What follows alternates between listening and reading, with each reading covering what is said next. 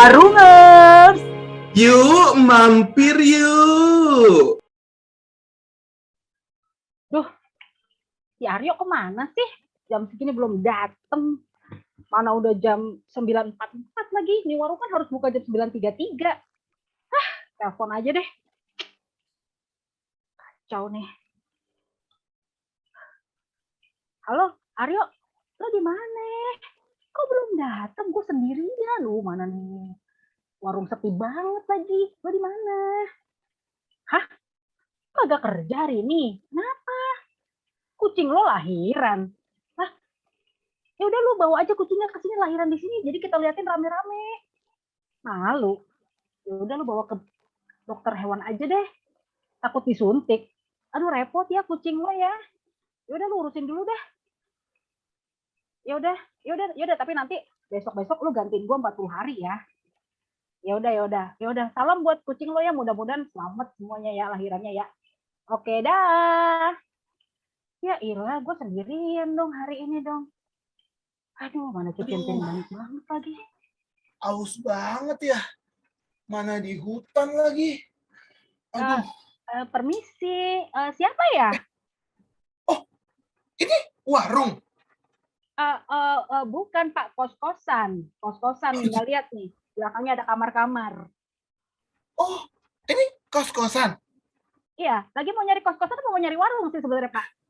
Saya haus nih Bu, haus akan kasih sayang. Ibu ada air putih, air apa ke Bu? Ada nggak? Ada. Saya ada air-air kehidupan. Kamu mau? Oh, air kehidupan. Bu, saya haus. Saya butuh air. Tapi ngomong-ngomong air kehidupan ya Bu ya. Semenjak saya di hutan ini, saya jadi inget loh Bu. Saya tuh nggak pernah ingat sama Tuhan kecuali waktu susah kayak gini. Saya sampai nangis-nangis Bu. Ternyata benar kata Paus, air mata itu adalah lensa kita untuk melihat Tuhan. Tapi daripada ngomong jauh-jauh, saya butuh minum Bu. Ada nggak? Ya, ada di belakang nih, ada pancuran. Nah, pancuran itu dari bambu. Nah, agak lumutan dikit sih, nggak apa-apa. Tapi justru itu yang bikin enak. Jadi kayak ada rasa-rasa rumput lautnya. Ada di belakang, mau ngambil nggak? Oh, air putih apa Lays itu ya Bu ya? Ada rasa rumput lautnya.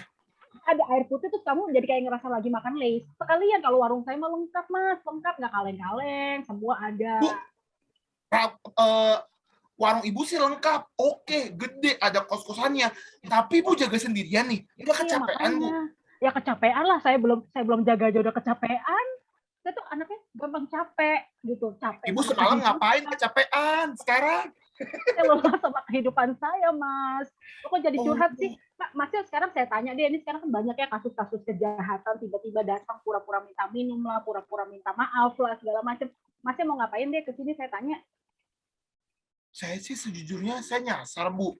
Tapi karena saya juga nggak punya uang, daripada saya pulang ke rumah jadi beban orang tua, saya kerja aja sama Ibu jaga warung. Aduh, gimana ya? Ya boleh sih, kebetulan banget nih teman saya kucingnya lahiran jadi nggak bisa tugas hari ini. Kamu coba sebutin dulu password sama cita-cita waktu kecil sebelum kamu mau kerja di sini. Password sama cita-cita waktu kecil. Ya, coba sebutin dulu. Passwordnya luwak white coffee, kopi nikmat nggak bikin cembung. Nggak bikin cembung? Nggak bikin cembung ya? Aduh maaf nih pendengarannya juga berkurang. Oh ya boleh bisa itu bisa kan kopi-kopian ya. Terus kalau gitu cita-cita untuk kecil jadi apa? Kalau cita-cita pengen jadi dokter kandungan Bu. Oh, harusnya si Aryo minta tolong kamu dong tuh kucingnya lahiran. Gimana sih? Bu, saya dokter kandungan ketemunya ibu-ibu cantik, bukan kucing. Nah, kucingnya si Aryo juga cantik, kamu aja belum lihat. Ya udah deh. Pokoknya kamu mau nih magang di sini, mau magang di sini. Iya Bu, tolong banget Bu. Tapi aku gajiannya setiap tahun kabisat, nggak apa-apa. Aduh, nggak apa-apa. Yang penting Ibu bersama saya selamanya. Duh, saya agak ngeri nih yang modus-modus kayak gini nih. Saya nggak bisa sama-sama kamu selamanya. Tapi saya nggak bisa janji untuk setia. Aduh, jangan dong Bu. Bu, terserah deh Bu. Pokoknya saya mau bekerja sama Ibu. Dan saya mau belajar nih. Soalnya saya lihat-lihat, Ibu orangnya pendoa nih. Saya pendosa Mas, bukan pendoa. Salah, kamu salah informasi. Iya. Nah, pas banget nih Mas. Saya tuh hari ini pusing, teman saya nggak masuk karena saya tuh mau kedatangan tamu yang keren banget. Hari ini tuh saya bingung karena saya sendirian. Jadi kamu mau ya bikin-bikinin teh gitu atau nanti mungkin ketika narasumnya pegel-pegel kamu bisa mijetin kan, bisa kan ya? Oh, bisa sih Bu, tapi siapa dulu tamunya? Oh, oh penting ya. Kamu harus tahu ya. Iya dong Bu, kalau tamunya mantan saya menggores luka lama lagi dong. Iya bener juga ya. Iya benar-benar. Oke, ini deh. Kamu tahu kan, Beben, kalau ini tuh bulan September, ya. Bulan September itu Hmm. adalah persis sebelum bulan Oktober. Tahu nggak?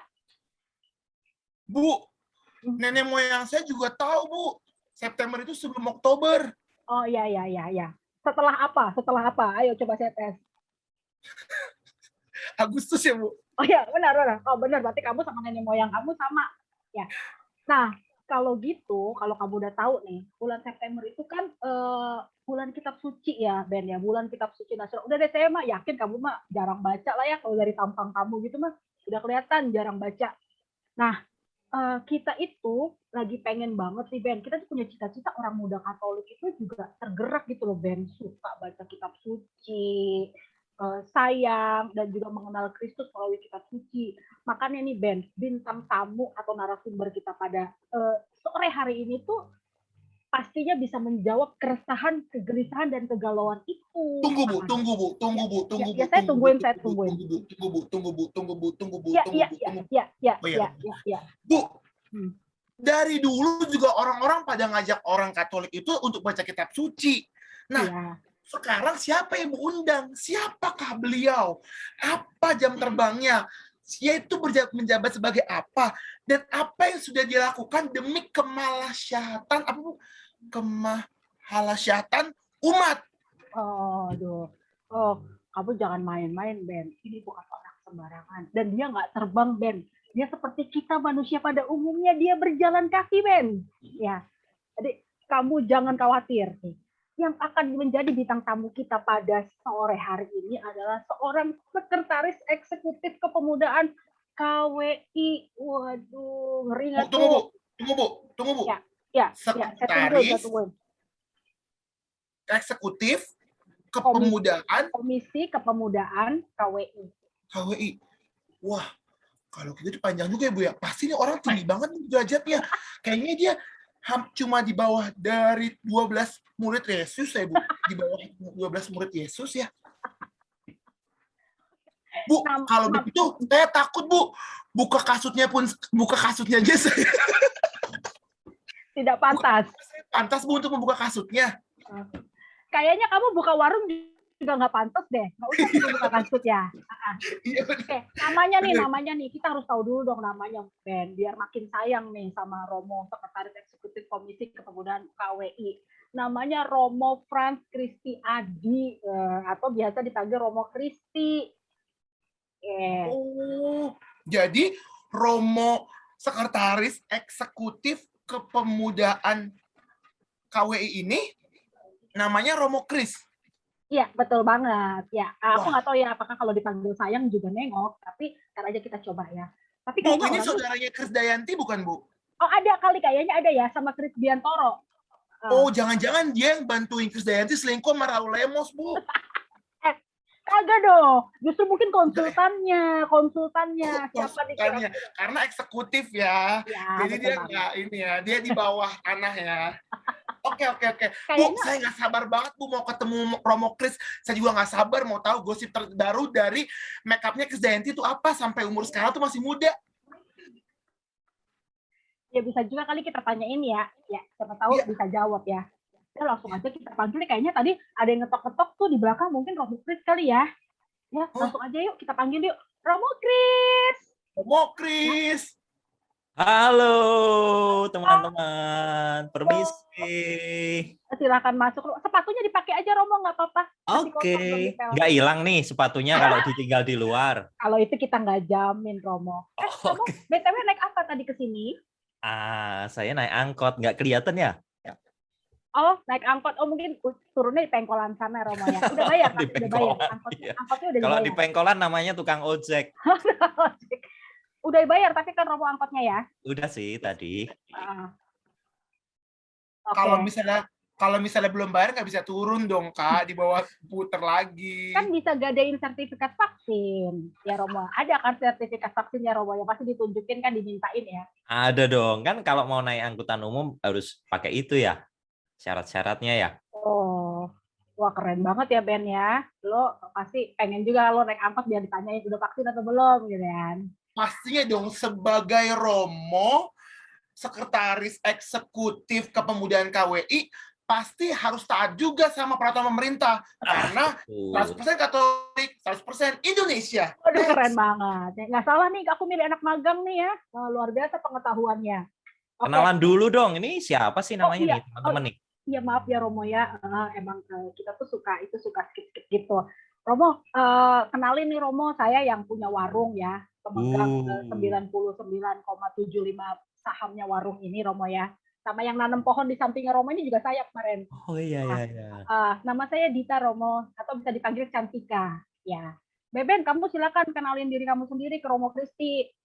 Halo Romo eksekutif sekretaris kepemudaan KWI. Kalau nama asli saya Beben, tapi untuk nama bohongan saya Richard. Rich kaya, hard susah, susah kaya, Beben susah kaya. Nama panggung itu Ben. Iya mau. Ya aja mau, kalau saya kaya, saya nggak mungkin jaga warung di sini tengah hutan. Magang lagi ya, bukan kamu yang punya ya. Magang lagi, digajinya per kabisat lagi mau. Iya Romo, ini adalah domba-domba yang hilang yang perlu didoakan Romo ya. Kasihan dia tadi Richard, susah kaya ya, mungkin bisa Romo nanti didoain Romo ya, dimasukin intensi misa. Oke. Beben, Romo, nih kayaknya nih penonton kita nih, kita punya sebutan untuk penonton warung OMK itu adalah warungers Romo, namanya warungers. Nah, kita sapa dulu kali ya Romo ya, Beben ya, kita sapa dulu supaya mereka juga merasa, oh saya dianggap dan saya disapa gitu ya kan. Oke. Aku nanti mandu Romo Kris sama Romo Beben lagi, amin gitu ya. Jawab ya. Jadi manggilnya gini, warungers. Nanti Romo sama Beben gedek-gedek, yuk mampir yuk gitu ya. Oke? Bisa kan? Ayo mau, kita nggak boleh kalah sama Tinatun mau. Ya oke, kita coba ya. Warungers. Yuk, mampir yuk. Oke, tunggu bentar, lihat dulu berapa penontonnya. Waduh, 10.000,98 Romo yang nonton. Nggak tahu 98-nya apaan. Orang semua nih? Orang semua sih. Ben, karena kan hari ini narasumber kita kan Romo Sekretaris Eksekutif Komisi Kepemudaan KWI. Berarti yang nonton tuh bukan hanya MKKAJ aja, tapi udah se-Indonesia nih. Betul, dan karena ada kata-kata eksekutif di Romo Kris ini, udah pasti yang nonton eksekutif. Ya Kak? Pakai dasi dong ya, pakai dasi yang nonton ya. Oh jangan salah Kak, zaman sekarang eksekutif pada pakai kolor di rumah. Karena WFH. Oh. Dasinya merah dong. Dasi SD ya? Dasinya merah. Dasi merah SD ya Mo ya. Kalau saya pakai baju merah berarti saya eksekutif banget dong Romo ya. Nggak separuh-separuh ya eksekutifnya ya. Iya dong. Antara eksekutif atau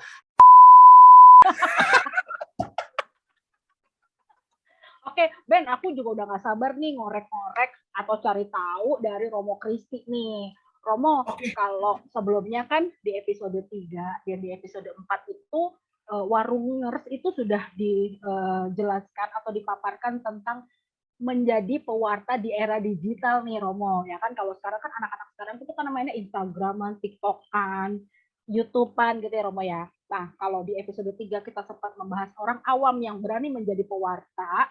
Lalu di episode kemarin, di episode keempat, kita juga mengundang Romo Bekti tentang bagaimana menjadi orang muda itu untuk mewartakan kitab suci itu berani gitu loh Romo. Nah, tapi kan supaya berani, supaya mau, supaya memiliki semangat itu kita harus mengenal kitab sucinya dulu dong Romo, bener nggak Romo? Betul, Ya kan? betul. Ada istilah tak kenal maka tak sayang, sesuai sama tema kita pada hari ini, Bible 911. Oh, darurat banget tuh, darurat untuk mengetahui isi kitab suci dan juga mencintai. Oke. Nah, pertanyaannya pertama nih Mo, pertanyaan dari saya dulu ya Mo ya. Kenapa OMK tuh harus baca kitab suci? Karena biasanya orang Katolik OMK itu tidak familiar sama yang namanya baca kitab suci. Biasanya baca-baca itu kalau sudah mulai usia senja, sudah mulai dosanya udah tambah banyak gitu misalnya ya gitu. Nah, biasanya anak-anak muda ini jarang sekali gitu. Nah, kenapa sih Mom harus mulai dari OMK untuk mulai membaca kitab suci? Silakan Romo. Iya, Dita. Eh, sebenarnya sih malah bukan dari OMK ya. Menurut Romo sih, begitu orang itu menyebut diri sebagai Katolik, ya artinya ada tuntutan sebenarnya untuk dia agar semakin mengenal Kristus. Nah, kalau kita mau mengenal Kristus lebih dalam, kita harus mengenal kitab suci, harus membaca kitab suci. Betul, Romo. Gitu. Nah, itulah makanya kenapa sih OMK itu harus baca kitab suci? Ya, karena kita ingin mengenal Kristus lebih dalam. Kalau kita mau mengenal Kristus lebih dalam, maka kita harus mengenal kitab suci. Kalau mau kenal pacar aja mesti baca buku hariannya gitu kan Mo ya? Benar, iya. Berarti kalau mau kenal Kristus pun juga baca kitab suci. Oh, denger gak lu tuh Ben? Lo jangan Denger, bacain. Kak. Jadi lo jangan bacain kasus kriminal mulu. Jadi kita nggak boleh cuma dengerin doang ya kayak, tapi harus membaca ya kayak. Iya. Mo, aku nih Mo, kan aku nih sebagai anak muda nih Mo, aku suka galau nih Mo, entah galau karena pacar, galau karena masalah sama orang tua, ataupun galau karena nggak dapat uang jajan nih Mo ya. Mo, ada nggak sih sebenarnya Alkitab, di dalam Alkitab itu Mo, ayat-ayat yang bisa sesuai dengan keadaan aku yang lagi galau ini Mo? Iya Ben, Romo sih sejauh Romo baca ayat-ayat ya dalam kitab suci itu, atau mungkin Romo tidak selalu hafal ya letak ayatnya keberapa, tetapi ayat-ayat kitab suci itu relate banget loh dalam kehidupan kita. Persis seperti yang tadi kamu katakan. Misalnya ya, sejauh Romo ingat di Mazmur, di kitab Mazmur, itu perjanjian lama. Itu ditulis gini, ia menyembuhkan orang-orang yang patah hati. Wih, menyembuhkan orang yang patah hati. Luar biasa kan? Iya. Sampai perjanjian lama tuh udah omong soal patah hati, ya kan? Lalu yang ada lagi nih, ada lagi. Ini mesti sering kamu dengar juga. Hati yang gembira adalah obat yang manjur, ya kan? Itu di kitab Amsal loh. Itu di kitab Amsal ditulis gitu. Hati yang gembira adalah obat yang manjur. Kalau dalam perjanjian baru, salah satu ayat yang Romo ingat yang pas mungkin kalau untuk orang yang sedang khawatir, sedang takut gitu ya. Itu di Injil Markus bab 5 ayat-ayat berapa ya? Ayat-ayat cinta kayaknya. Ayat 36. Yesus tuh bilang gini, jangan takut, percaya saja gitu. Jangan takut, percaya saja. Itu indah banget. Ada satu lagi nih yang mungkin cocok untuk Beben nih. Mungkin Beben sedang berbeban berat ya. Yesus tuh bilang gini, marilah datang kepadaku kalian semua yang letih lesu dan berbeban berat. Maka aku akan memberikan kelegaan kepadamu. Wih, mantap kan? Relate banget nih dengan hidup kita. Benar-benar Romo, relate banget. Romo itu ya, selain bisa ngasih ayat-ayat yang tepat, dia juga tahu bahwa beban aku lagi berat nih. Karena aku udah 110 beratnya Mo. Prambos aja lewat ya. Oh, ini maksudnya berat badan ya? Berat badan. Saya beban dosa nih. Ya, sama-sama berat Mo, yang bikin nambah berat yaitu berat badan sama dosanya banyak kan. Jadi 110 kilo. Betul. Oh, tuh Ben, lo udah tahu kan? Berarti istilahnya baca kitab suci itu seperti membaca harapan-harapan ya Mo ya, seperti mendapatkan harapan. Iya, ada yang berupa harapan, ada yang berupa peneguhan, tapi juga ada juga yang berupa apa ya, teguran gitu ya, supaya kita itu mau berubah untuk menjadi lebih baik lagi gitu. Oke, tuh Ben, berarti lu udah gak ada alasan tuh galau-galau. Kalau lo galau tuh udah lo gak usah ke diskotik lagi. Ya nyempit-nyempitin, lo kan tahu kan orang diskotik kan badannya kecil-kecil, lo datang sempit langsung. Jadi mendingan lo baca kitab suci aja. Ya. Iya sih, Mo. Emang aku sering ke diskotik sih. Sering ke diskotik. Oke, Romo, tapi kan ya Mo ya, memang biasanya tuh anak-anak muda nih mencari ya kayak Beben gitu Mo. Beben tuh adalah gambaran anak muda Katolik pada umumnya gitu ya. Yang Iya, kalau betul. mencari Tuhan atau mencari ayat-ayat gitu ketika galau, ketika punya masalah gitu ya Mo ya. Ketika kayaknya hidup udah susah banget atau pengen bikin quote di Instagram gitu kan Mo ya. Heeh. Mana nih yang sesuai sama saya, ambil ayatnya gitu ya. Nih ya, Nah, jadi gini Dita, ya Romo. jangan sampai Mm-mm. kitab suci ini justru memisahkan kita dari kehidupan nyata. Jadi persis tadi ya Beben bilang ya aku tetap kadangkala galau, aku tetap kadangkala cari penghiburan gitu ya. Aku ya tetap manusia biasa, sama Romo juga tetap manusia biasa. Kadangkala ada capek, ada lelah gitu. Nah, kitab suci itu bukan lalu memisahkan kita dari kehidupan nyata, tetapi justru relate banget dengan kehidupan nyata kita. Jadi jangan kita menempatkan lalu wah seakan-akan itu kalau kita baca kitab suci, kita sudah berada di surga gitu. Lalu kita terpisah dari kehidupan nyata. Enggak. Jadi justru jurang ini yang harus kita lenyapkan gitu. Gap ini yang harus kita lenyapkan supaya kita makin dekat justru dengan kitab suci gitu. Oh, begitu. Jadi dua-duanya sebenarnya tetap berjalan bersamaan ya Romo ya. Berarti mau kalau orang baca kitab suci tapi malah nggak punya teman, nggak mau bersosialisasi, salah berarti ya Mo ya? Ih, salah dong. Salah dong, ya. Karena kan banyak ajaran-ajaran tentang kasih yang dikatakan di dalam kitab suci dan justru itu membarui relasi-relasi kita menjadi lebih baik juga. Wow, tertampar-tampar Kak. Karena banyak banget orang yang mengatasnamakan kitab suci malah ngelakuin hal yang nggak benar, salah banget ya Mo ya? Oh iya, atau mungkin merasa udah holy banget ya Ben ya, jadi kayak nggak, kayak misalnya dia sudah merasa rajin baca kitab suci segala macam, malah jadi kayak Beben tadi bilang nggak mau punya teman atau nggak mau bergaul sama orang-orang yang nggak sejalan sama dia gitu misalnya. Tadi Beben merasa tertampar ya, pantas itu pipinya agak bengkak. Iya, agak merah, kayak pakai blush on ya. Nah, Saya Romo, juga pipinya bengkak nih. oh nggak apa-apa, ini memang efek kamera Romo. Jadi kita dibikin 10 kilo lebih berat ya. Iya betul. Jadi nanti kalau Romo ngaca lagi pasti pipinya tirus banget. Oke, Romo. Nah tadi Romo, jadi yang tadi saya bilang, kalau kita tuh kadang-kadang mencari atau membaca kitab suci itu ketika suasana hati kurang bagus atau sedang galau, mencari peneguhan melalui kitab suci. Nah, gimana sih Romo? Romo tuh punya tips nggak? Gimana caranya supaya kita tuh mencintai kitab suci dalam keadaan apapun, Romo, dalam keadaan situasi apapun di hidup kita gitu. Iya. Kalau kamu nanya bagaimana caranya supaya kita lebih mencintai kitab suci, mungkin Roma akan balik bertanya gini. Bagaimana mungkin kita sebagai orang Katolik itu tidak mencintai kitab suci? Bagaimana kita sebagai orang Katolik tidak mencintai kitab suci? Itu persis seperti yang tadi juga Dita katakan ya. Kita ngomong cinta ke seseorang gitu, tetapi cuma di mulut doang. Kita nggak berusaha untuk mengenal lebih dalam. Nah, kalau kita mengatakan, iya aku cinta Yesus, dan kita yakin, Yesus mencintai saya gitu. Tetapi kita tidak mau membaca kitab suci. Kita nggak akan menemukan bahwa Kristus itu menghadirkan dirinya di dalam kitab suci. Kalau kita mau membaca kitab suci, kita mau mencintainya, yakinlah bahwa disitulah kita akan semakin dalam cinta kita kepada Tuhan. Maka tadi saya lalu balik nanya ya, bagaimana mungkin kita sebagai orang Katolik tuh nggak mencintai kitab suci kalau kita mengatakan aku mencintai Yesus gitu.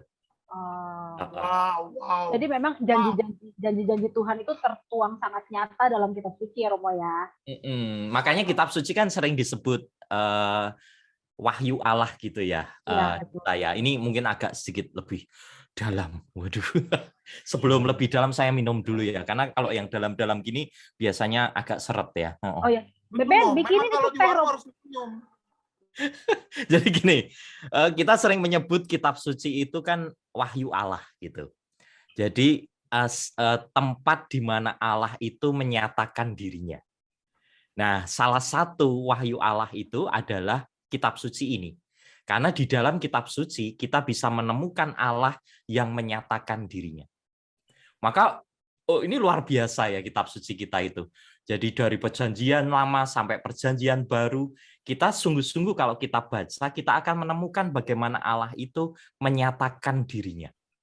Nah, kalau kita mengatakan, ya aku orang Katolik, mengasihi Allah, mencintai Yesus, tetapi kita kemudian tidak pernah mencintai kitab suci, itu omong kosong ya menurut saya ya. Omong kosong. Karena kita bisa menemukan Allah yang menyatakan dirinya itu lewat kitab suci. Tentu ada cara lain ya, misalnya kalau saya ketemu Beben dan ketemu Dita kayak gini, saya menemukan sesama ciptaan gitu. Saya bisa merasakan kehadiran Yesus juga di dalam diri kalian, kehadiran Allah juga di dalam diri kalian. Kalau saya kemudian mendengarkan suara hati saya, ada pilihan nih mau melakukan yang baik atau yang buruk. Lalu hati nurani saya mengatakan, Chris, kamu pilih yang baik. Oh, ini Allah juga menyatakan diri gitu. Tetapi kitab suci itu menjadi apa ya, tuntunan gitu di dalam diri kita, sekaligus ketika saya membacanya, saya merasakan betul nih Yesus hadir menguatkan saya, meneguhkan saya, tetapi juga seringkali mengkritik saya gitu, menegur saya gitu. Jadi sangat dekat sebenarnya dengan kehidupan kita, dan kita jadi semakin mencintai Yesus sih dengan membaca kitab suci. Oh. Wow. Kalau begini Kak, no wonder ya, dengar-dengar Romo ini udah hatam baca Alkitab sampai 3 kali. Karena pasti alasannya karena Romo mencintai Yesus ya, Mo ya.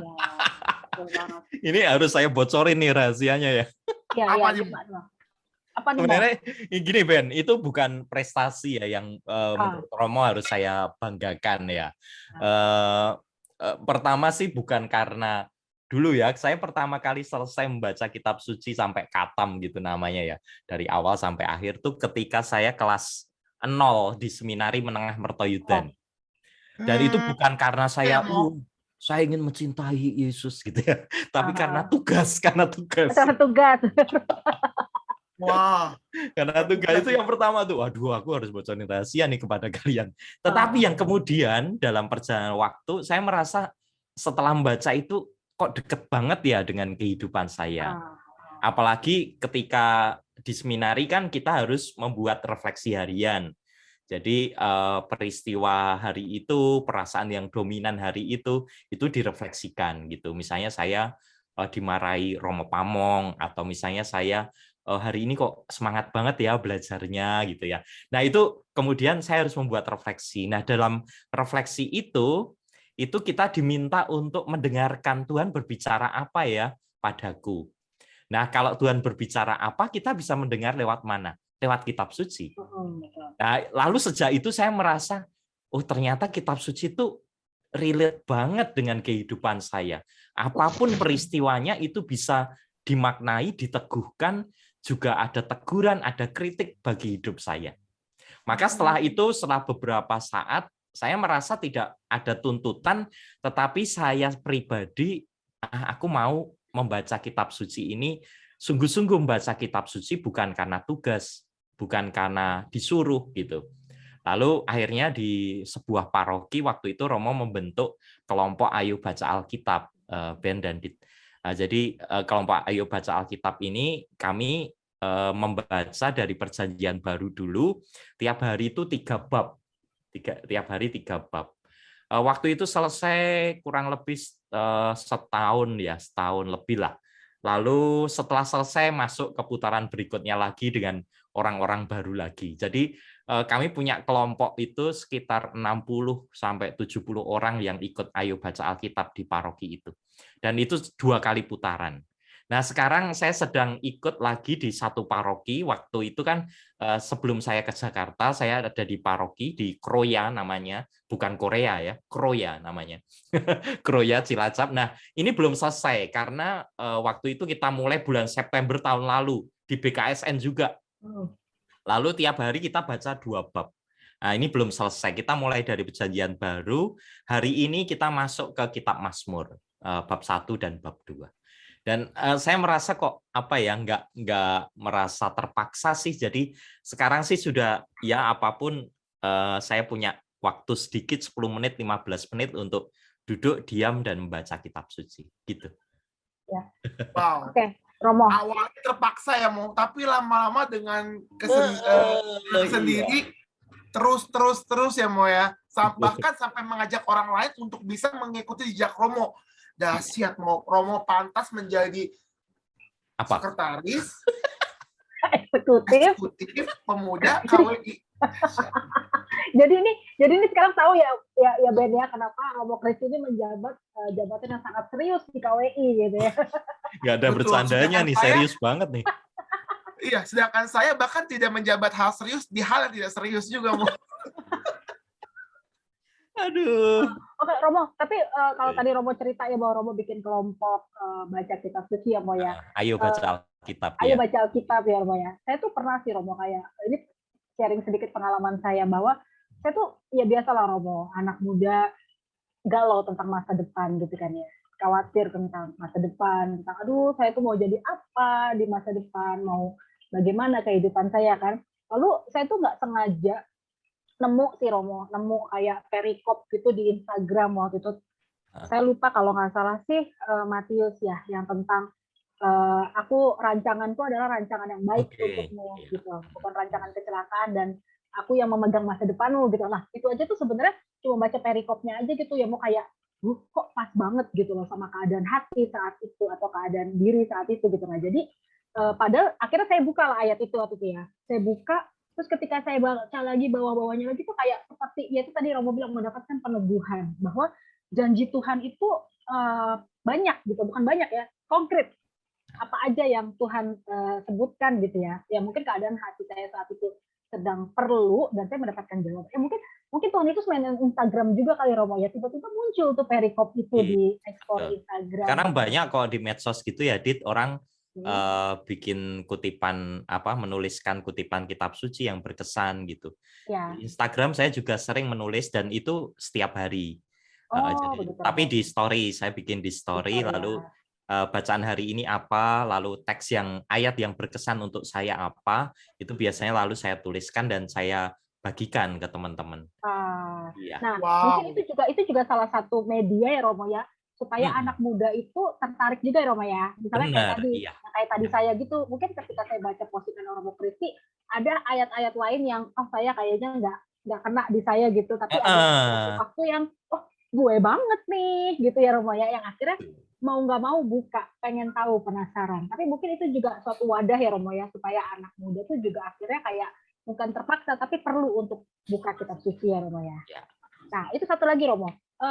Tadi Romo bilang kan Romo bikin tadi ayo baca Injil gitu ya Romo ya. Nah kalau dari orang-orang yang Romo ajak itu, kalau dari range usia mau kebanyakan orang muda kah atau orang-orang yang usianya mungkin maksudnya nggak tua juga gitu, lebih banyak mana mau? Kalau yang ini yang dari paroki ini kebanyakan memang usianya sudah di atas OMK sih, tetapi ada beberapa OMK yang ikut. Cuma memang sebagian besar yang ikut memang sudah bukan usia OMK. Bukan usia OMK. Usia OMK kan sampai 35 tahun dan belum menikah ya. Betul. Sebagian besar sudah menikah, lalu ada juga yang usianya sudah lebih dari 35 tahun. Waktu itu memang saya juga mengajak teman-teman OMK, orang-orang muda, tetapi tidak semuanya mau untuk ikut gitu. Ya.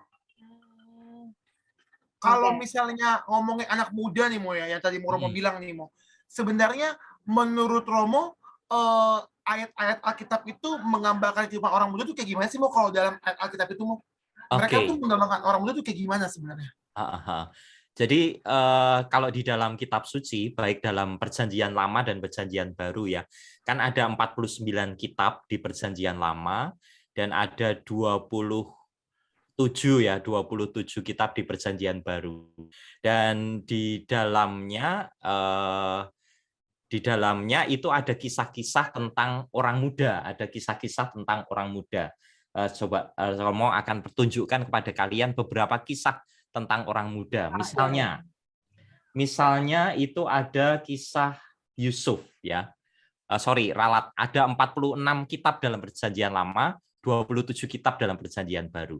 Nah, dalam perjanjian lama tuh ada di kitab Kejadian ada kisah Yusuf. Itu orang muda juga tuh. Kisah Yusuf ini berkesan banget. Jadi Yusuf ini pinter baca kitab suci, dia muda, dia pinter. Lalu dia yang masih muda ini dapat tanggung jawab besar dari Firaun untuk mengkoordinir bagian logistik. Nah, ini kan luar biasa. Lalu juga ada kisah Samuel. Di dalam kitab 1 Samuel itu, Samuel digambarkan sebagai seorang pemuda yang kurang percaya diri. Tetapi ia dipilih Tuhan. Ketika ia tertidur tuh ia dipanggil oleh Tuhan. Samuel, Samuel gitu. Lalu kemudian Samuel menjawab, bersabdalah Tuhan, hambamu mendengarkan. Lalu kita juga ingat ada kisah Daud ya. Jadi di dalam kitab suci itu ada orang-orang muda yang luar biasa. Di dalam kitab Daud itu digambarkan di dalam Samuel juga. Itu Daud kan seorang pemuda lalu membunuh Goliat ya, kita ingatkan dia berperang dengan Goliat lalu mengalahkan Goliat gitu. Lalu kemudian dia yang masih muda belia ini terpilih untuk menjadi raja. Nah, di dalamnya ada satu teks yang menarik sekali dikatakan, manusia melihat apa yang di depan mata, tetapi Tuhan melihat hati. Gitu. Itu luar biasa. Lalu juga ada di dalam kitab Nabi Yeremia, itu juga Yeremia tuh takut banget. Dia dipilih untuk menjadi nabi tapi takut. Aku nggak percaya diri nih gitu ya. Tetapi kemudian Yeremia sempat mengatakan, Tuhan jangan pilih aku masih muda gitu. Tetapi kemudian Tuhan meneguhkan gitu. Kamu itu nggak usah takut. Kamu akan aku sertai gitu. Nah, ini pengalaman kalau dalam perjanjian lama orang-orang muda itu digambarkan sebagai memang kadangkala ada ketidakpercayaan diri, ada ketakutan, ada kekhawatiran, tetapi mereka adalah orang-orang yang dipilih disertai Tuhan asal mereka mau terbuka dan mendengarkan Allah sendiri. Dalam perjanjian baru apalagi ya kan, Yesus kan masih muda. Bahkan dia wafat dalam usia yang masih OMK kan 33 tahun. Nah, maka Yesus itu selama-lamanya muda juga. Nah, di dalam perjanjian baru kita tahu bagaimana kalau dia sebagai orang muda mencintai kita bahkan sampai memberikan dirinya untuk kita. Dia juga bercerita tentang kisah anak yang hilang yang mau bertobat. Artinya orang muda juga punya kesempatan selalu untuk kembali kepada Tuhan. Juga ada kisah tentang seorang pemuda yang tidak mau melepaskan apa yang ia miliki untuk mengikuti Tuhan. Jadi begitu relate dengan kehidupan orang muda, begitu dekat dengan kehidupan orang muda kalau kita mau membaca kitab suci. Wow. Sebenarnya mungkin ayat-ayat itu udah pernah kita dengar ya Kak Dita ya. Ya, betul. Mungkin di beberapa waktu bertambahnya pengalaman hidup, akhirnya beberapa ayat itu sangat amat nampak ke kita ya kayak. That's why mungkin Romo Kris baca kita sampai 3 kali karena setiap baca dapat nilai-nilai berbeda terus ya Mo ya. Benar, iya. Luar Betul biasa banget. Iya. Mungkin sekali baca biasa aja gitu ya Romo ya. 2 kali baca mulai mikir-mikir, 3 kali baca mungkin lebih semakin mendalami ya Romo ya. Iya. Itulah Ben. Sering gini juga Dit dan Beben ya. Homili-homili para pastor itu juga membantu kita loh untuk merenungkan ayat-ayat kitab suci. Dan seringkali kan kita tidak paham ya ini kenapa bacaannya seperti ini gitu. Tetapi kita terbantu dengan permenungan-permenungan yang dibawakan oleh para pastor dan itu membantu loh kalau para pastor itu bisa berhomili dengan menarik. Itu ternyata lalu membuat umat tuh manggut-manggut ya, orang muda manggut-manggut. Oh, ternyata apalagi ya Mo ya. Apalagi ini ya Mo ya. Kayak perjanjian lama suka ambigu ya Mo ya. Jadi harus benerin kan sama Romonya. Iya, benar. Maksudnya apa? Apalagi kan Romo ya orang Katolik itu kan tidak menafsir kitab suci sendiri ya Romo ya. Jadi kadang-kadang berat gitu loh, bahasanya berat, apalagi kitab Wahyu gitu kan, udah berat banget ini, maksudnya apa, artinya apa, tapi benar dengan khotbahnya Romo-Romo itu jadi, oh ini maksudnya ya, seperti itu.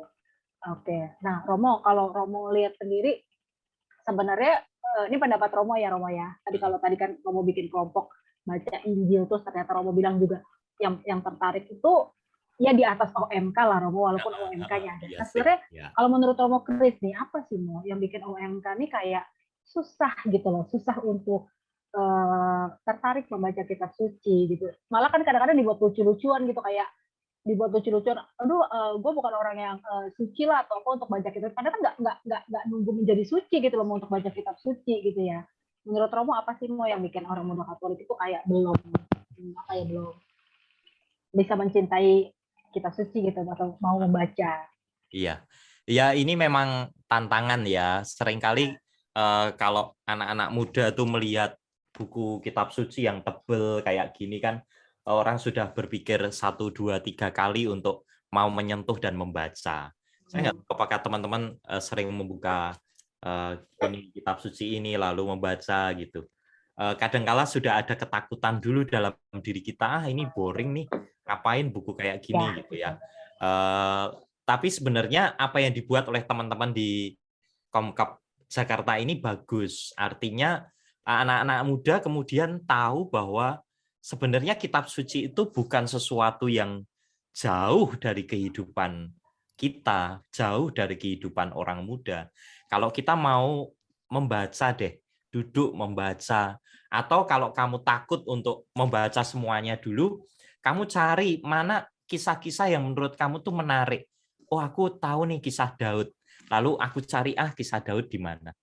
Atau mulai dari bacaan hari ini apa ya? Lalu aku mulai baca. Atau kita mulai menemukan di medsos misalnya.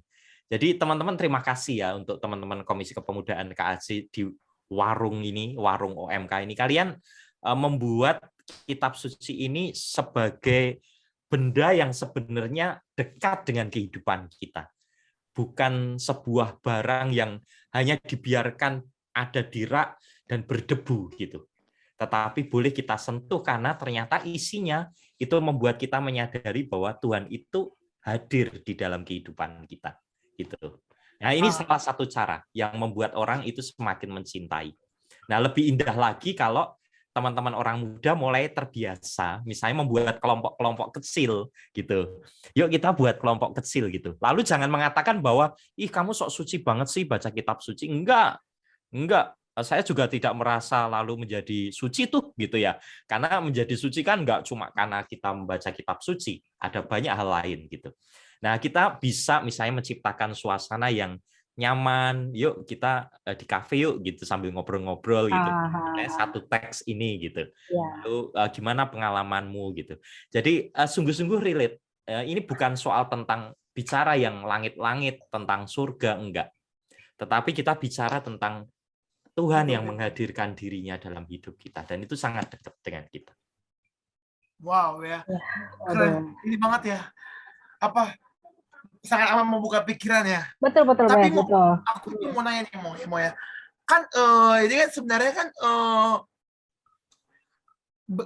pertanyaan kan sebenarnya gimana caranya supaya anak muda itu lebih seru mau untuk diskusi mau tentang kitab suci gini gitu ya mau ya.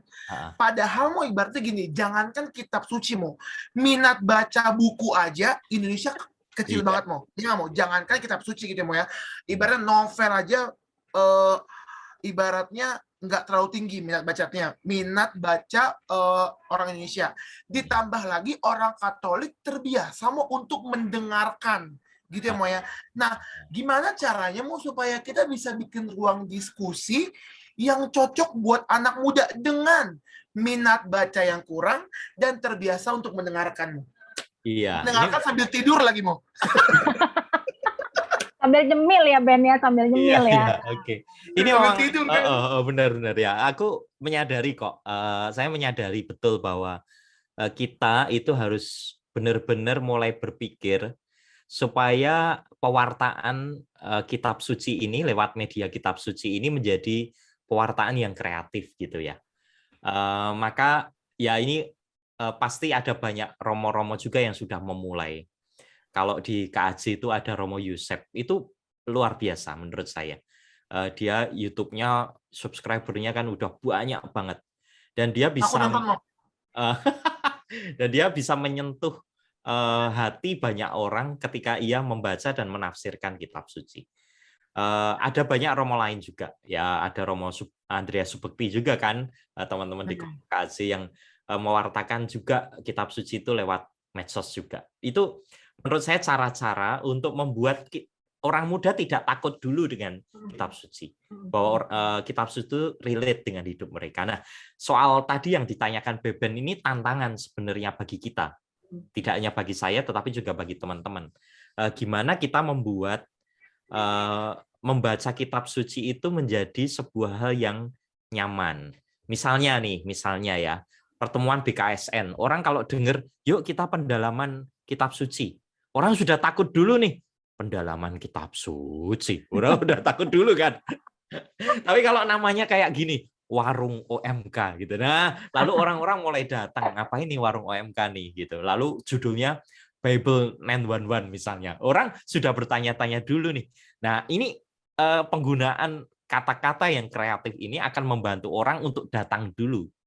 Lalu kemudian kita bisa mengangkat misalnya dari teks-teks yang dekat dengan mereka. Misalnya Tuhan mencintai orang-orang, Tuhan menyembuhkan orang-orang yang patah hati. Oh iya ya. Lalu orang-orang yang sedang patah hati, lalu mulai merasa, oh ternyata kok sambung ya dengan saya. Nah, lalu kalau hanya memahami dari ayat itu saja kan nggak bisa. Harus ada konteksnya nih. Jadi akhirnya seluruh perikop itu dibaca. Gitu. Nah, pendekatan-pendekatan itu satu dengan judul yang kreatif. Mungkin memberikan tempat yang nyaman, nggak harus di gereja. Kita bisa sambil nongkrong gitu ya, atau sambil kongko bareng gitu, cari tempat yang nyaman. Lalu kemudian kita bisa sambil ngobrol-ngobrol kitab suci. Oke, menurut saya tidak apa-apa gitu. Apalagi kalau kita sebenarnya saya sih tidak menuntut teman-teman harus baca kitab suci sampai selesai. Ini tentu butuh perjuangan. Meskipun saya ingin mendorong teman-teman untuk bisa membaca kitab suci ini juga sampai selesai. Tetapi mulailah dari teks-teks yang menurut kalian tuh meneguhkan kalian. Pilihlah satu teks yang menurut kalian tuh sangat relate dengan kehidupan kalian. Ayat yang sangat berkesan. Kamu baca dan temukan dalam kitab suci.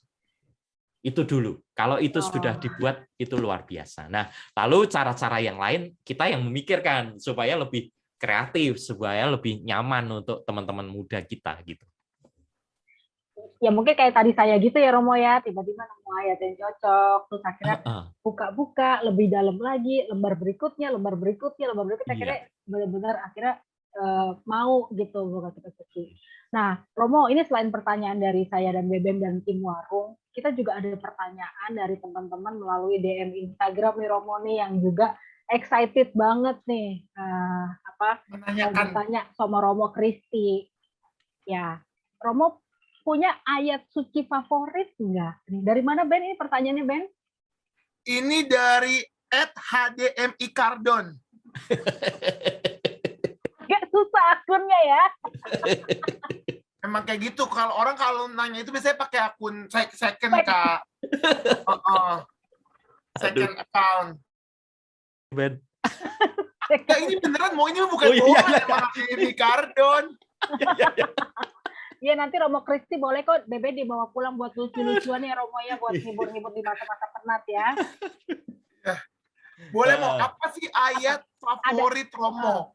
Jangan sampai bilang Matius 7 ayat 7 ya Mo ya, itu mah ayat favorit semua ya Mo. Apa emang Beben isinya? Mintalah maka kau akan diberikan. Carilah maka kau akan menemukan. Ketuklah maka pintu akan dibukakan. Lucu nggak kalau kita punya ada koreografinya begitu ya Ben ya? Menarik ya, menarik ya. Betul, menarik. Memang aku nih aset gereja. Aset di sini bukan anak setan kan ya? Bukan. Ayo Mo, fokus ke hdmi Cardon ya Mo. Jadi gimana Mo? Ayat suci favorit Romo apa? Makasih ya pertanyaannya. Romo ingat ayat ini saya temukan ketika SMP. Jadi selalu saya bawa sampai sekarang dan cukup memberi warna di dalam kehidupannya Romo ya. Waktu itu saya temukan di SMP, lalu saya ingat saya mengatakannya pertama kali itu ketika tes masuk ke Seminari Menengah Mertoyudan. Waktu itu saya ditanya juga persis kayak pertanyaan tadi. Kamu punya ayat yang favorit nggak? Yang berkesan untuk kamu gitu. Lalu saya ingat karena itu ya itu seperti tadi saya belum baca semuanya, tapi saya tahu ada satu teks yang berkesan banget dan itu saya dengar ketika misa, lalu saya cari di rumah gitu. Oh, ternyata dari Yohanes 15 ayat 13. Kata-katanya, tidak ada kasih yang lebih besar daripada kasih seseorang yang memberikan nyawanya untuk sahabat-sahabatnya. Nah, kasih dan pemberian diri. Nah, dua hal itu yang ternyata mewarnai kehidupan saya, menuntun saya gitu. Kasih dan pemberian diri. Tetapi kemudian juga diteguhkan ya kalau ada teks-teks lain yang juga menyentuh. Misalnya ketika mau tabisan itu, saya dengan satu orang teman saya cari satu teks yang menyentuh kami. Lalu ada dari Yohanes, lupa saya, Yohanes 6 ayat 68. Itu kalau dalam bahasa Latin, Domine ad quem ibimus, atau Tuhan kepada siapa kami akan pergi. Jadi kalau dalam perjuangan kita mengikut Kristus itu berat, jatuh bangun, harus memikul salib, saya sering kemudian ingat Tuhan bertanya pada saya, kamu nggak mau pergi juga, Kris? Gitu. Lalu saya menjawab, Tuhan, kepada siapa kami akan pergi? Perkataanmu adalah perkataan yang kekal. Itu dua teks yang seringkali menguatkan saya sih dan favorit saya. Waduh, Tuh cakep-cakep ya, ya. KDMI Cardon dengerin ya kata-kata Romonya, jangan cuma nanya doang ya. Semoga datang nih ya. Gue nggak tahu siapa Ben, sih orangnya. selanjutnya ada juga nih yang nanya nih dari @jangan ganggu aku dulu nih. Nama akun Instagramnya jangan ganggu aku dulu ya. Lucu-lucu banget sih ini namanya. Iya, emang biasa mau anak-anak OMKK aja tuh emang unik-unik ya. Apa Ben? Antara anak OMKK aja tuh orang lain yang pengen aja gitu mau nanya-nanya Romo Kris, atau jangan-jangan nih fansnya Kris Dayanti pengen ngeledekin Romo. Aku mau buat akun juga. Jangan ganggu aku dulu. Jangan ganggu aku dulu, bagus ya. Jangan ganggu aku dulu. Kalau Romo jangan ganggu aku dulu, jangan ganggu aku selamanya. Kan udah tahbis, mau nggak bisa. Nggak bisa dulu, selamanya mau. Astagfirullahaladzim mau. Ben bacain dong pertanyaannya dari jangan ganggu aku dulu. Oh, dari jangan ganggu aku dulu ya. Katanya gini Mo. Iya. Romo sebenarnya kalau anak muda itu kan bacanya masih suka bolong-bolong nih Mo. Bahkan ada juga katanya aku inget-inget Romo tau Siska Kol nggak?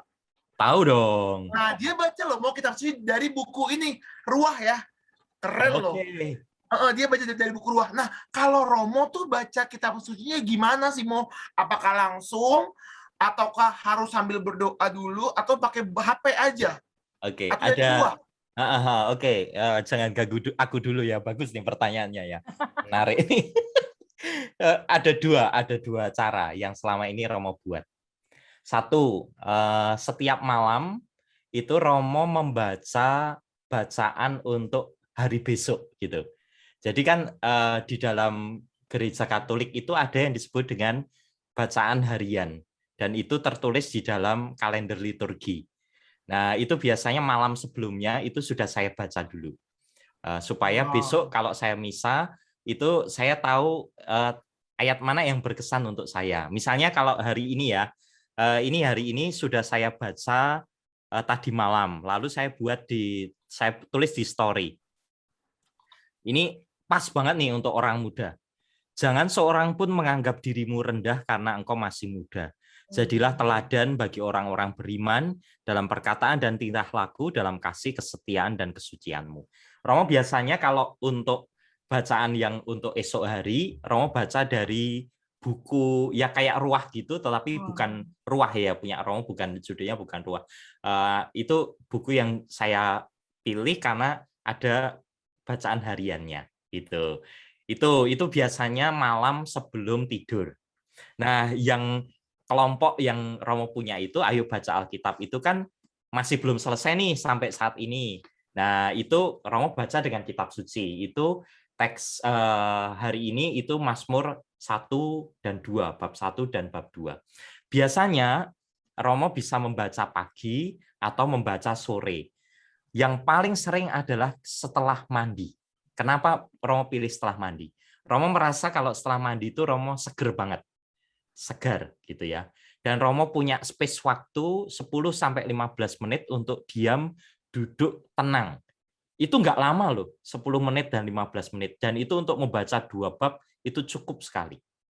Nah, saya duduk kadang di teras, kadang di dalam kamar, Romo sambil dengerin musik gitu yang easy listening gitu, yang easy listening gitu, lalu Romo baca. Ya rasanya nyaman tuh gitu dan sekarang sudah nggak jadi beban ya.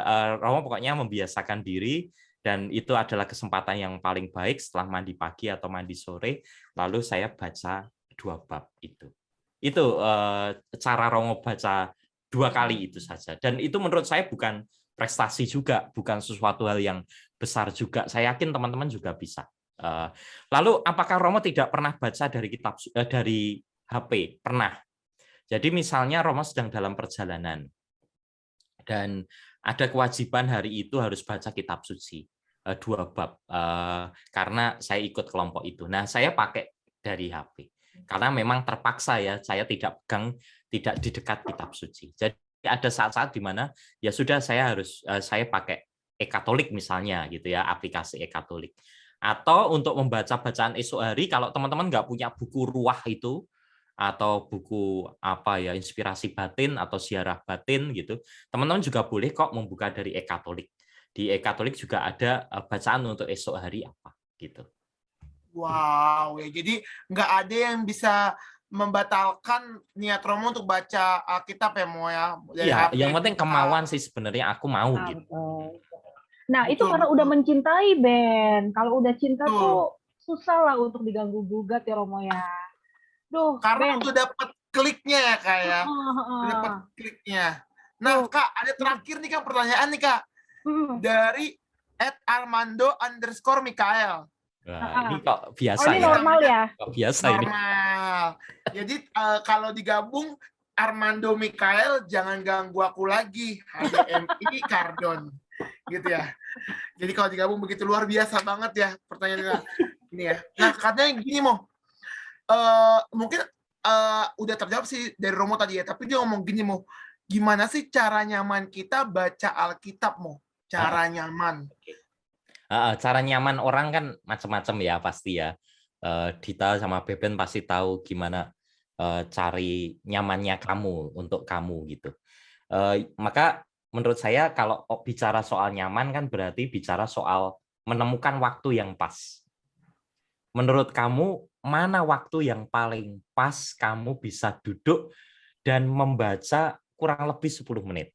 Karena masing-masing bisa beda ya, masing-masing bisa beda. Ada yang di pagi hari, ada yang di sore hari, ada yang di malam hari. Nah, kamu harus bisa menentukan waktu yang pas. Lalu suasana, kalau soal waktu ya suasana. Mana mungkin kamu membaca kitab suci di tengah keramaian? Ya oke lah, itu bisa. Tetapi saya lebih nyaman, lebih senang ya kalau membaca kitab suci ya dengan suasana yang mendukung gitu. Maka saya harus mau 10 menit ini untuk ya diam dalam keheningan lalu saya bisa membaca kitab suci. Nah, mana waktu yang paling tepat, mana suasana yang paling tepat itu. Itu kenyamanan juga ya. Lalu dalam suasana apa gitu. Misalnya gini, kalau aku udah capek banget ya berarti aku harus mandi-mandi dulu biar seger gitu, agak seger dikit, aku baca sebelum nanti aku ketiduran gitu. Kalau misalnya ketiduran juga oke lah, nggak apa-apa ya sudah ketiduran, kita bisa memperbaikinya di hari-hari yang selanjutnya. Tetapi setidaknya aku sudah mulai berjuang untuk itu. Lalu yang ketiga ini, sebenarnya yang tadi kamu sebut-sebut itu, salah satu hal yang membuat nyaman itu kalau kita punya teman, ya kan? Betul. Teman ini akan membantu kita untuk saling mendukung dan menyemangati. Saya terdukung juga untuk membaca 2 bab setiap hari itu karena saya punya banyak teman nih. Saya tidak membaca bareng, tetapi mereka itu kan melaporkan sudah baca Mazmur 1 dan 2 hari ini gitu. Lalu kalau saya belum baca, ada teman yang ngingetin, Romo kok belum baca kitab suci gitu. Romo kok belum baca kitab suci, kok belum laporan gitu ya. Lalu itu, oh iya ya, aku belum nih gitu. Lalu aku baca gitu. Jadi kelompok kita, teman kita itu juga akan membantu kita supaya kita tersemangati untuk membaca kitab suci. Jadi menurutku ada 3 hal itu, soal waktu, soal suasana, soal teman yang menguatkan itu mendukung kita untuk merasa nyaman membaca kitab suci. Wow, bener banget ya. Ingat teman-teman, waktu baca kitab suci cuman 10 kali slide TikTok ya kan Kak? Kan satu Ya. TikTok kan 1 menit ya biasanya ya.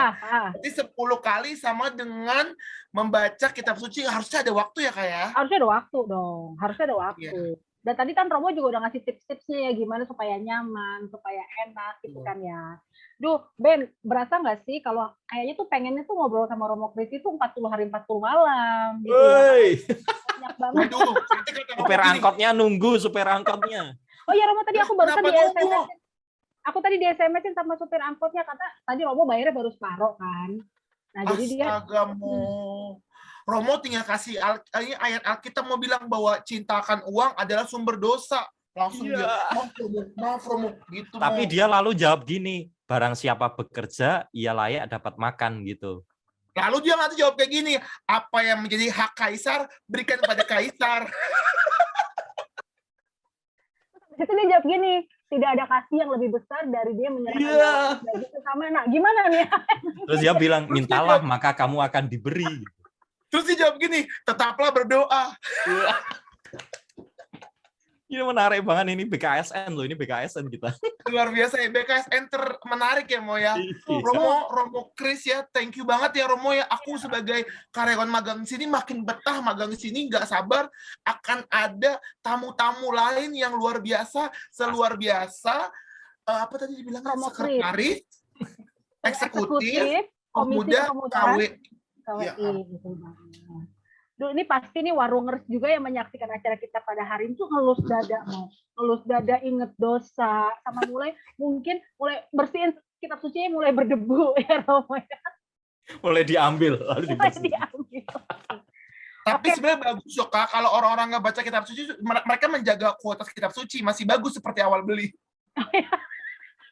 Gitu ya. Oke, karena berhubung ini udah mau maghrib, nanti Romo Kris kesorean pulangnya, supir angkot udah nggak ada lagi karena dia cuma satu-satunya nih band nih yang emang nangkring di daerah sini. Jadi Romo, kita terima kasih banget. Thank you Romo. Biasa.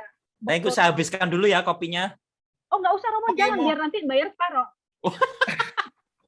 Mo, habis ini cuci gelas ya Mo. Ya, warungers, thank you ya semuanya. Ya, terima kasih Romo. Pamit ya, see you Dita, Beben. Terima kasih Romo. Thank you. Terima kasih Romo, hati-hati jalan ya Romo ya. Aduh Kak, gimana? Kak Dita, aduh. Ya. Ini bagus banget Kak, tamu-tamu lu. Gue pengen makin semangat nih buat jadi magang di sini. Oh, lo bilang aja pengen diangkat karyawan tetap lo ya. Iya, Kak, tapi gini loh Kak, kalau gua udah dengerin banyak hal dari tamu lu, tapi nggak ada acara-acara selanjutnya, jiwa muda gua nih sayang banget, gua kan masih muda nih, dan gua ya masih jomblo sih Kak.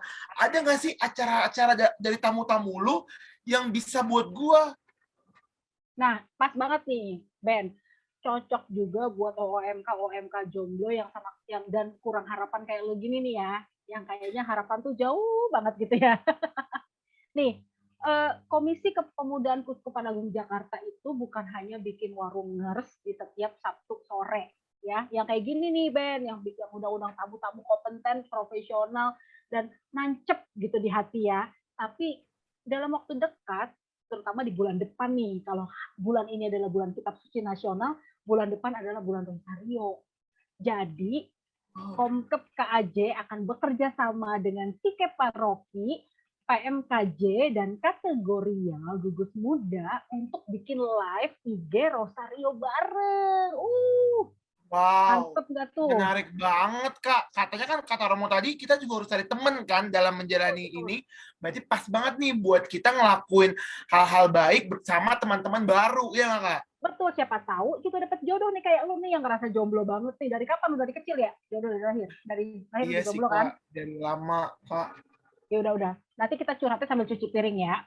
Nah, Oke deh. Ada lagi nih Beben nih juga acara yang sangat dinantikan atau sangat disukai oleh para orang muda. Di bulan Oktober nanti, tanggal 18 sampai 23 Oktober, di YouTube-nya Komisi Liturgi Kuskupan Agung Jakarta dan Komisi Kepemudaan Kuskupan Agung Jakarta akan disiarkan lomba virtual choir. Waduh. Wow, jadi untuk teman-teman yang memiliki bakat bernyanyi, bisa banget ikut ya Kak ya? Udah pasti, dan pesertanya sudah 18 choir di Sekeuskupan Agung Jakarta, Ben. Jadi setiap dekanat itu akan mengirim Oh. 2 choir terbaiknya. Aku nggak sabar banget nih, ini tuh Wah, suara-suara aku emas juga nggak OMK. sabar nih.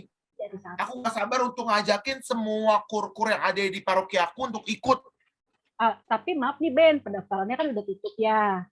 Oh Jadi iya. kayak kamu gini ya kan, kamu pasti pengenan ikut kan. Nanti aja pas tahun kabisat, pas gajian sekalian. Jadi kan bisa beli baju baru ya. Ya, tapi nggak apa-apa deh. Aku akan nonton 18 orang itu ya, Kak ya. Betul. Dari 18 sampai 23 Oktober ya, Ben, catat tanggalnya di Siap, YouTube-nya Komisi 18 sampai Liturgi. 23 Oktober. Ya, betul. Di YouTube-nya Komisi Liturgi Keuskupan Agung Jakarta dan Komkep KAJ. Satu Nah, lagi nih, Ben nih. Kak, daripada capek-capek nyatet, mendingan langsung aja subscribe YouTube-nya. Apakah? OMK KAJ. Nah, daripada repot naruh-naruh di kalender. Karena langsung ada notifnya nanti. Oh ya, apalagi coret-coret tembok ya, jangan sampai yang tadi marahin maknya. Ya. Coy ya. Oke, satu lagi nih Ben, satu lagi ya. Kita juga punya acara kalau minggu ini adalah siaran untuk Warung OMK. Minggu depan ada dari Hopfest ya. Judulnya adalah CLBK, Cinta Lingkungan dan Sesama Bersemi Kembali. Nah, judulnya aja udah bikin baper ya. Betul. Apalagi acaranya pasti seru banget. Pastinya. Nah, tuh udah catat belum Ben? Tuh sepanjang Oktober tuh kegiatan banyak banget. Jadi untuk mendalami iman nggak perlu lagi, nggak cuman baca Alkitab doang ya, Kak ya. Bisa ikut rosario, bisa ikut nonton kur, bisa ikut talk show cinta lingkungan bersemi kembali gitu ya, Kak ya. Waduh, tuh mantep banget. Belum lagi nanti ada event-event lainnya Ben. Jadi pastikan juga Ben tongkrongin IG Komkep KAJ. Waduh, infonya banyak. Berarti abis ini gue harus follow IG dan subscribe YouTube-nya OMK KAJ ya, Kak? Iya dong, itu adalah salah satu syarat lu bisa jadi karyawan tetap. Nanti lu dibayarnya nggak tahun kabisat lagi deh, tapi tahun Masehi ya. Lumayan kan? Ya. Nah, aku sangat senang. Ya? Aku sangat senang. Ya, aku juga senang kok hari ini aku ditemenin sama kamu. Terima kasih ya, Beben. Satu lagi nih, Ben. Untuk kemajuan acara Warung OMK kita ini, teman-teman diminta untuk mengisi evaluasi nih. Ada barcode-nya nih, Ben, di sini nih. Ada barcode-nya. Ya, jadi teman-teman tolong isi evaluasi yang nantinya buat apa sih? Buat kemajuan Warung OMK yang juga menjadi wadah untuk teman-teman istilahnya untuk perkembangan iman dan segala macam gitu ya Ben. Betul. Ya. Jangan lupa dan evaluasi. Siap, karena kalau bukan kita yang menjaga keberlangsungan OMK, siapa lagi? Nah, betul banget. Nah, Ben, kayaknya udah maghrib juga nih. Lu bawa apa ngomong-ngomong tadi ke sini? Bawa motor apa bawa sepeda?